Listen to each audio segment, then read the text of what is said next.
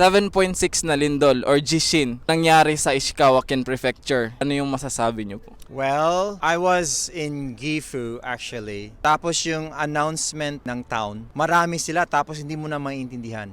Kasi naghalo-halo na yung instruction. Pero sa Nagoya, bihira lang Jishin. Usually pag, well yeah. Pero actually nag-text din yung friend ko na taga Nagoya rin about sa earthquake. Malakas din daw sa Nagoya. So, naramdaman din nila. Panic. Nagpanic konti. Ang ginawa ko, lumabas talaga ako sa may palay kasi open space siya. Yung mga anak ko, they were trained naman sa school kung ano dapat nilang gawin. Yung mga schools dito sa Japan, kahit anong school, meron talagang mga drill. Yeah, they were trained kung ano yung dapat nilang gawin. So ako, lumabas ako kasi gusto ko tingnan yung bahay. So ayun, yun ang initial reaction talaga. Bibigla ka. Hindi pa nga tayo nasa sentro, pero yung kaba natin at saka yung grabe, how much more kung